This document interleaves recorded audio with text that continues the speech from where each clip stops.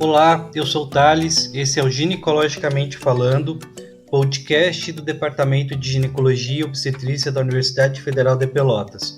Hoje teremos um bate-bola sobre os testes de detecção do HPV e o seu papel na prevenção do câncer de colo uterino. Já tivemos a oportunidade de abordar em nosso podcast sobre a prevenção do câncer de colo, as vacinas do HPV e do próprio tratamento cirúrgico dessa doença, que afeta tantas e tantas mulheres em nossa sociedade. Mas a possibilidade de termos aqui um expert na tecnologia de detecção do HPV por meio de testes de biologia molecular não poderia ser perdida, e vamos aproveitar essa oportunidade. Estamos hoje aqui com a doutora Cecília Rotelli, mestra e doutora em ciência médica pela Universidade Estadual de Campinas, especialista em ginecologia e obstetrícia pela Federação Brasileira das Sociedades de Ginecologia e Obstetrícia. Também presidente da Comissão Nacional Especializada de Vacinas da Federação Brasileira de Ginecologia e Obstetrícia, FEBRASGO. A doutora Cecília falará um pouco sobre a técnica e as facilidades dos métodos, tanto na medicina privada quanto a possibilidades do uso em saúde pública. Bem-vinda, doutora Cecília.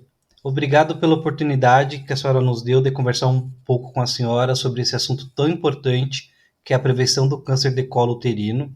É um assunto de relevância muito grande, tanto no meio acadêmico quanto no meio não acadêmico. Então, gostaria de deixar aqui os meus agradecimentos à senhora por essa oportunidade. Bem-vinda. Olá, agradeço à Faculdade de Medicina de Pelotas, agradeço o coordenador, professor Bica, a oportunidade de estar hoje falando com vocês. Este assunto nos despertou tanto interesse que o professor Guilherme Bica, nosso coordenador aqui do podcast, fez questão de participar junto desse bate-bola, pois não poderia perder a oportunidade. Vamos lá saber mais vantagens do uso da biologia molecular na prevenção do câncer de colo uterino. Boa noite, Dr. Bica. Boa noite. Boa noite, pessoal. Thales, essa daí eu não ia perder por nada.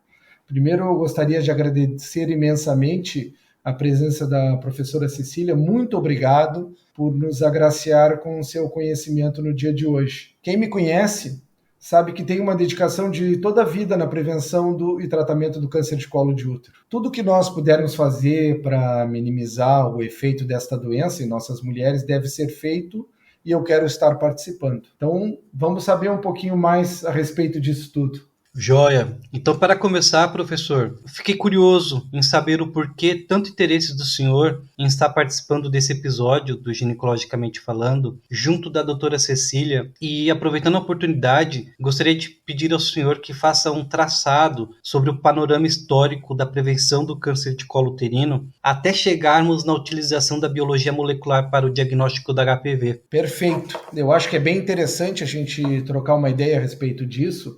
E eu vou tentar fazer um resumo bem simplificado do contexto histórico, que eu acho que sempre é plausível da gente entender a situação.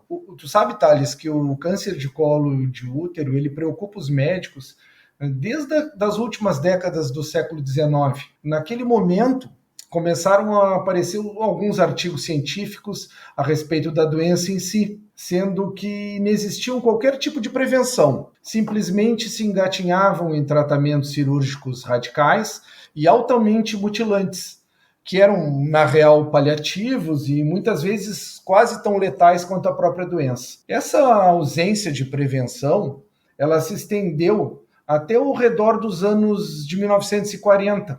E nesse período dos anos de 1940, foram desenvolvidas e popularizadas as técnicas que a gente utiliza até hoje, que seria a técnica de citologia do colo do útero, que é o exame de Papanicolau, que a gente já conhece, e o da colposcopia, que também é um exame que a gente utiliza principalmente quando se tem um Papanicolau alterado.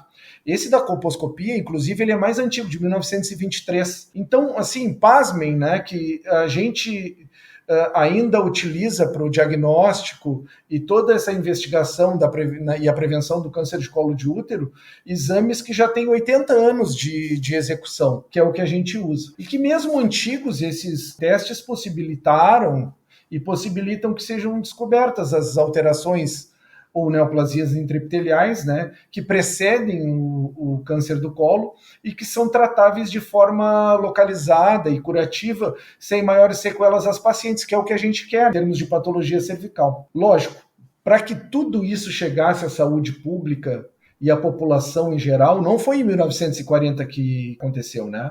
E principalmente no Brasil, né, que tudo sempre vai devagar, né? Esses exames primeiro ficaram acessíveis apenas nas camadas mais ricas da população, depois chegaram aos centros urbanos e capitais, e a partir daí na população em geral. Mas isso tem muita história, que demoraria muito para contar, então e não é esse motivo que a gente tem aqui hoje. Mas as primeiras campanhas realmente nacionais de prevenção do câncer de colo do útero datam da década de 1970, tendo aí então um Programa Nacional de Controle do Câncer de Colo do Útero que se estende até agora e é tentativa sempre de redução de casos e tudo mais. Uma outra coisa importante de frisar, antes da gente entrar nas perguntas, é que assim, a correlação do vírus do HPV e do câncer do colo do útero, ela foi apenas afirmada no final da década de 70. Inicialmente eles correlacionaram com as verrugas genitais e depois com o câncer de colo, os HPVs de alto risco e tudo mais.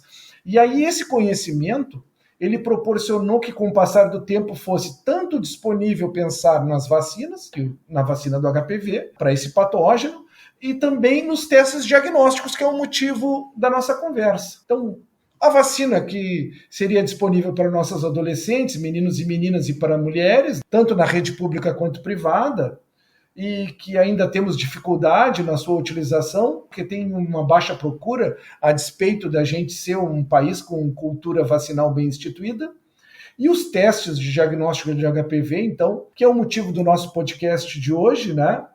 Porque a citologia, o pré-câncer, ele sempre se esbarrou numa questão de treinamento dos profissionais para a sua interpretação e também na qualidade da coleta, do transporte e do armazenamento, que sempre foram o calcanhar de Aquiles da citologia. Então, haveria um espaço para o diagnóstico em biologia molecular do HPV, e a ideia que a gente tem do nosso podcast é que vantagem teria de se fazer esse teste? Quando que se faria? Então, essa é a nossa ideia de discutir hoje com a doutora Cecília, de termos essa oportunidade. Então, bora lá, Thales, vamos lá. Seguimos adiante com as perguntas. Desculpa por eu ter falado demais. Doutora Cecília, já que ficamos acostumados durante a pandemia de ouvir falar e inclusive de realizar os testes para a Covid-19, que por muitas vezes foram de PCR. No tocante ao HPV, como são realizados os testes? Existe a captura híbrida da empresa que agem e os PCR, certo? Como é que funciona? Na verdade, eu também gostaria de agradecer ao podcast a oportunidade, porque durante a pandemia nós estamos sendo bombardeados diariamente com termos que usávamos só nos ensaios clínicos e que de repente entrou na conversa do dia a dia de todos os brasileiros e talvez de todo mundo, que é a história do PCR, que é a história da pandemia, que é a história da eficácia, a história da efetividade, e com isso a gente começa a ter os questionamentos, o PCR é só para a COVID? O PCR é um exame específico para a COVID? Não, o PCR, os métodos moleculares são exames de detecção de vírus que se encontram em diversas patologias. E nós temos os vários métodos de detecção, entre eles o que nós chamamos reação de cadeia de polimerase, que é o PCR. Mas nós temos outros métodos que utilizam métodos moleculares consagrados, que utilizam também toda a estrutura do vírus para detecção, como é, por exemplo, o método da QIAGEN, que é chamado de captura híbrida. E haveria alguma vantagem em usar a captura híbrida ou hibridização molecular ao invés do PCR? Então, a captura híbrida é o método molecular de detecção mais estudado que nós temos. Imagine você que o número de publicações que começou lá atrás, com rastreamento do câncer de colo de útero através da captura híbrida, foi extensivamente estudado com publicações robustas provando a eficiência desse método, porque é um método de fácil execução, é fácil colher uma captura híbrida em consultório, em ambulatório. A leitura é muito simples também, porque não é influenciada se tem uma infecção junto, se tem uma inflamação, e ela utiliza uma solução hibridizadora que vai captar um sinal dando a presença do vírus que é detectada por uma luz.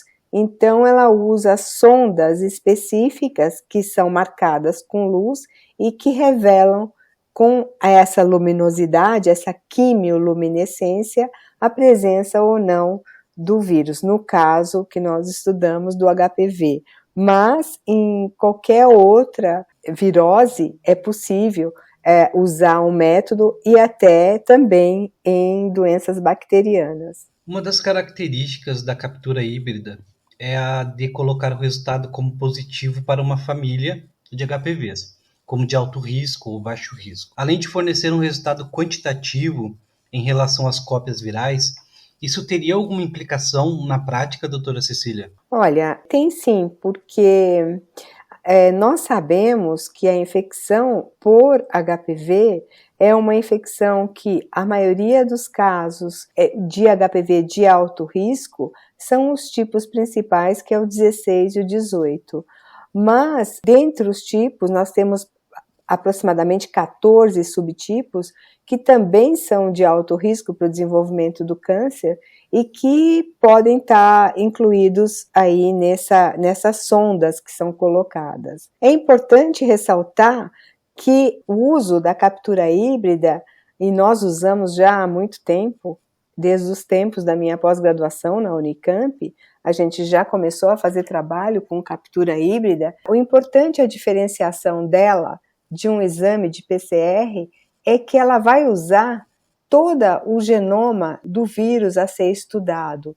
Ou seja, a captura híbrida, ela é um teste que ela é usada, inclusive, como teste padrão ouro, porque ela não vai detectar uma sujeira, uma contaminação, é muito difícil. Ela vai detectar, ela vai dar a positividade se ela conseguir detectar a metade do DNA do vírus que vai estar acoplada nessa sonda de RNA. Daí o nome captura de híbridos, porque se forma um híbrido de RNA e de DNA, daí vem o nome captura híbrida.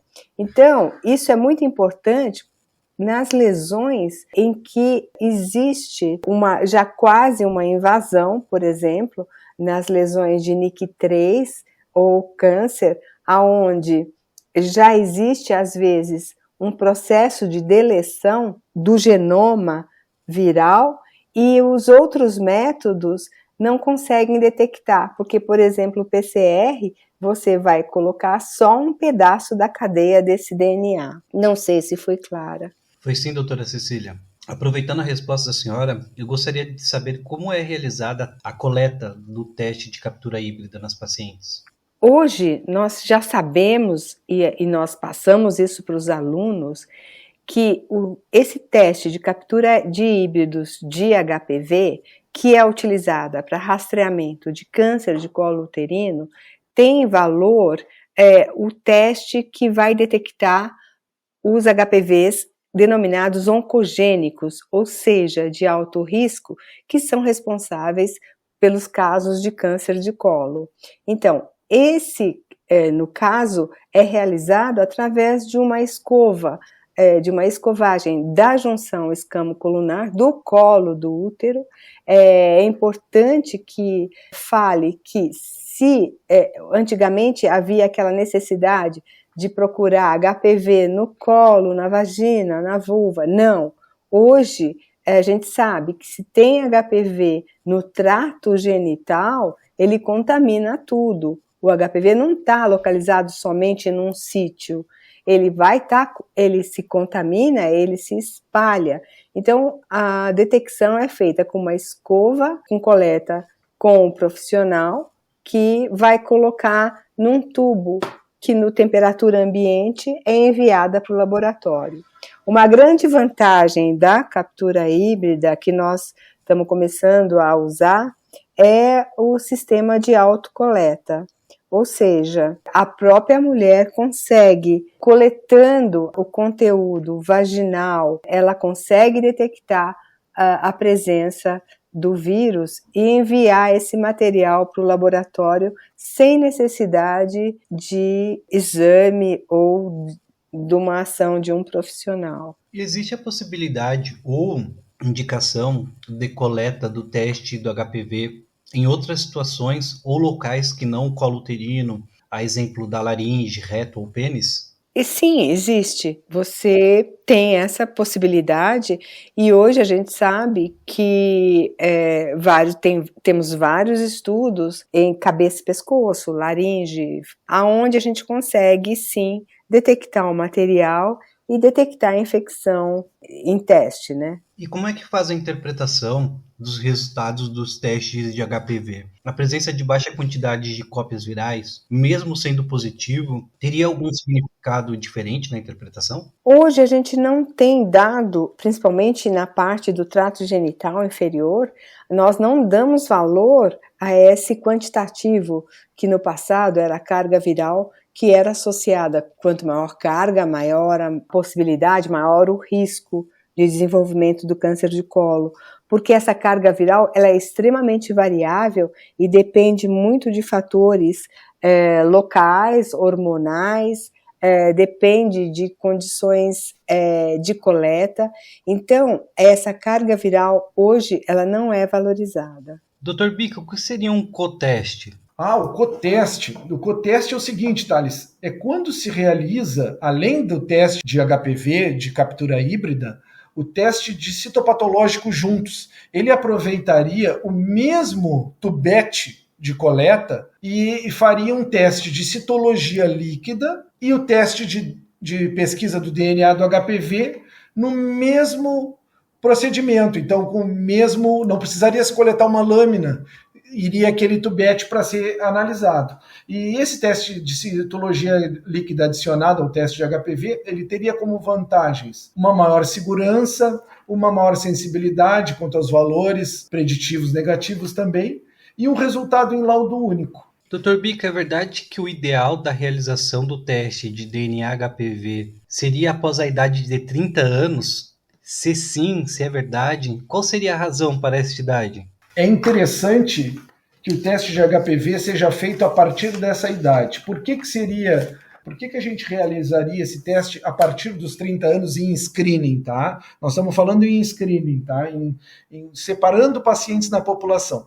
Porque, assim, a infecção pelo HPV, ela é muito frequente. Ela acontece nas mulheres no início da sexualidade dela. Mas a grande parte das mulheres que entram em contato com HPV, elas vão resolver essa infecção pela sua própria imunidade.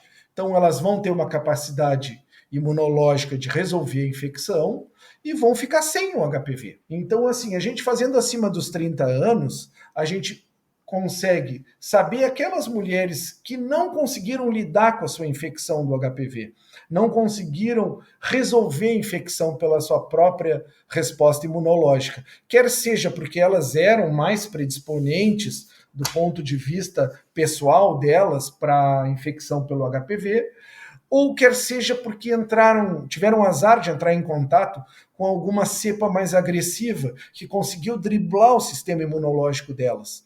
Então, na teoria, a partir dos 30 anos de idade, as mulheres devem ser negativas para o HPV.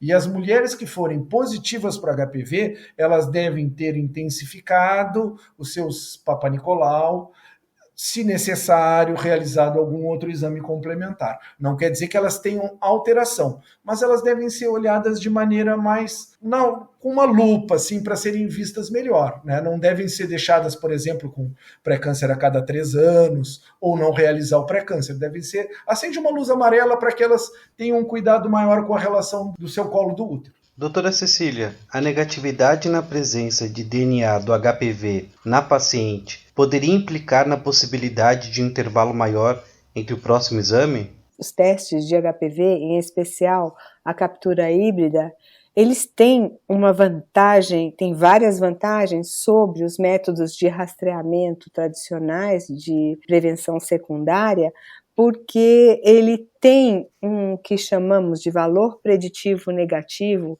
próximo de 100%. O que quer dizer isso?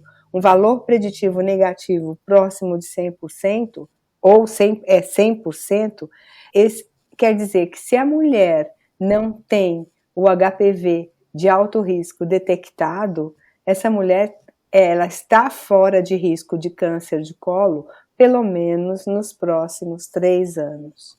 Dr. Bica, na prática clínica diária do ginecologista, em que outras situações se costuma utilizar os testes de DNA HPV, além do screening em pacientes com mais de 30 anos de idade, que bem correlacionado com a última pergunta? Perfeito, essa é muito importante. Então, assim, no screening seriam a partir dos 30 anos de idade, que seria interessante, né? E, inclusive, quando a gente tem um resultado negativo, a gente consegue espaçar mais a realização do Papa Nicolau. E a gente usa na prática clínica em algumas outras situações. Por exemplo, aquelas mulheres que fazem um tratamento de displasia de colo, quer dizer, fazem uma conização ou uma cirurgia de alta frequência para retirar uma área do colo tratando uma neoplasia intraepitelial, elas podem fazer no seu segmento o teste de DNA de HPV.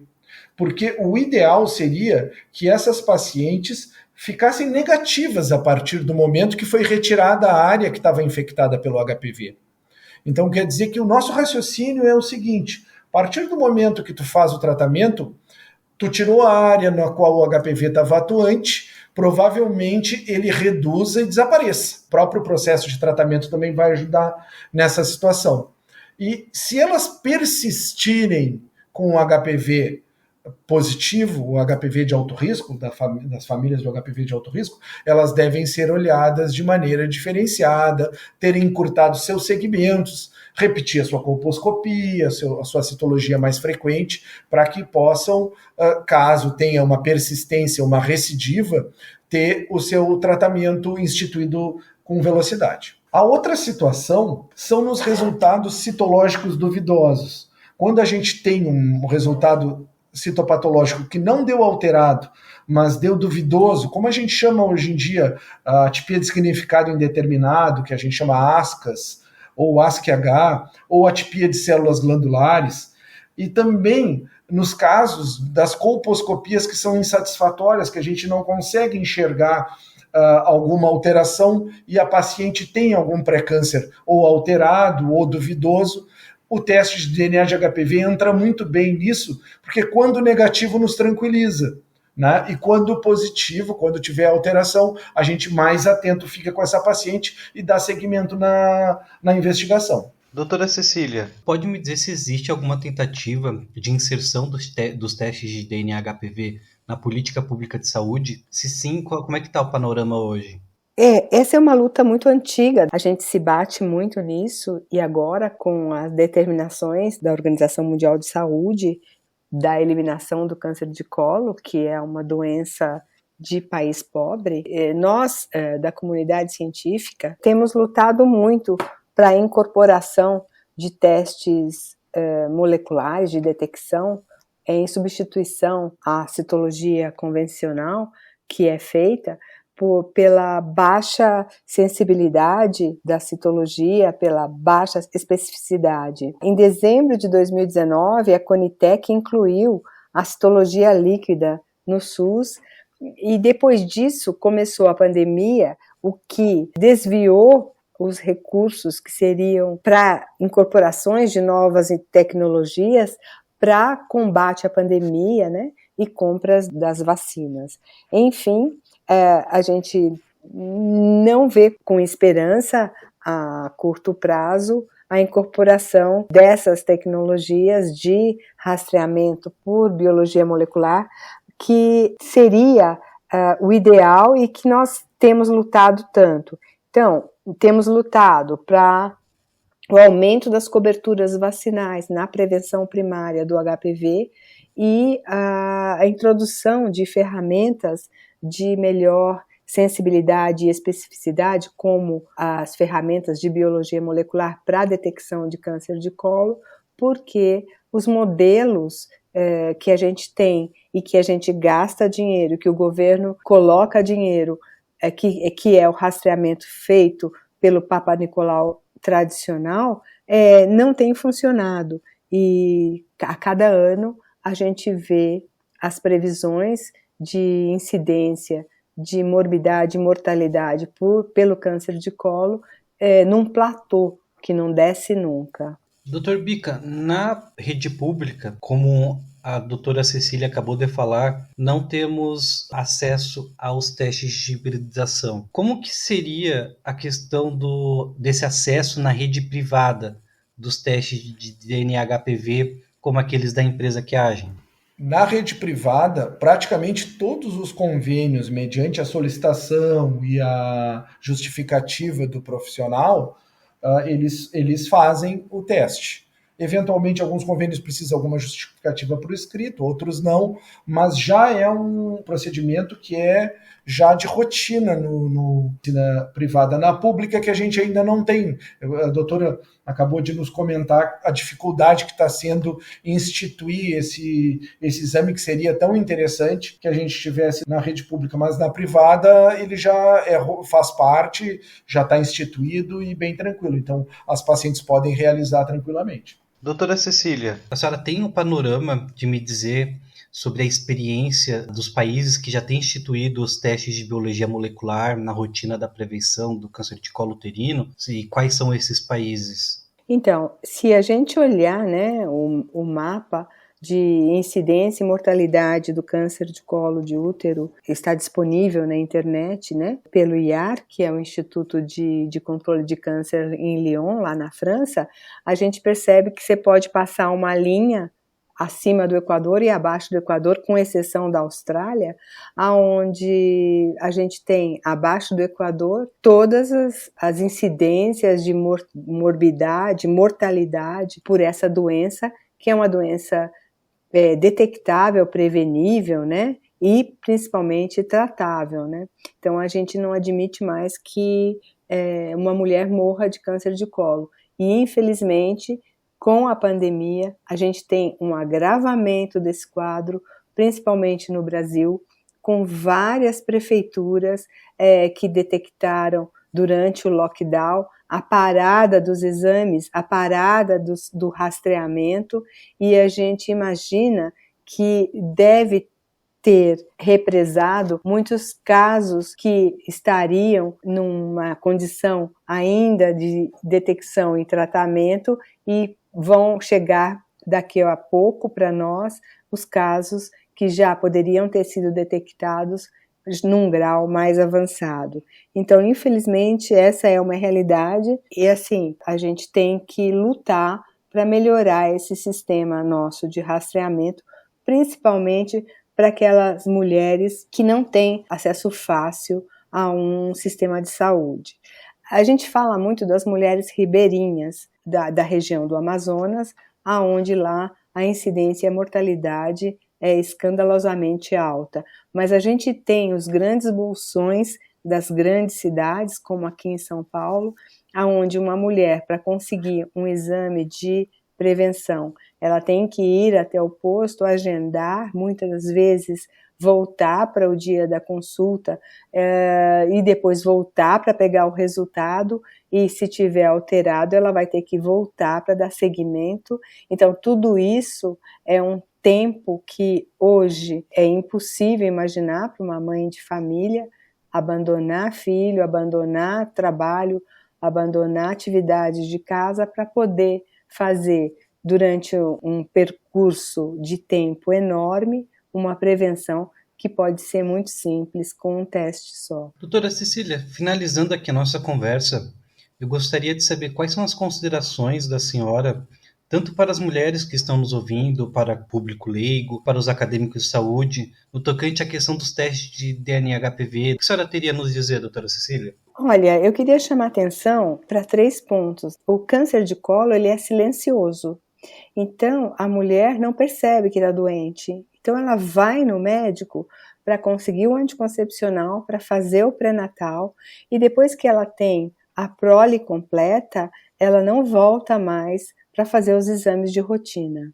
Então, eu queria lembrar que nós temos vacinas de HPV disponíveis para adolescentes, para mulheres que têm uma imunossupressão, e nós temos então essa possibilidade de alertar as mulheres que tenham filhos. Hoje nós temos disponível na rede vacinas para meninas de 9 a 14 anos e para meninos de 11 a 14 anos de forma gratuita nas UBSs, né? Então, e a partir do ano passado, as mulheres que têm algum grau de imunocomprometimento também têm direito a essa vacinação. Além disso, nós temos que reforçar a necessidade de ter a prevenção secundária do câncer de colo por uma ferramenta mais acessível, e isso,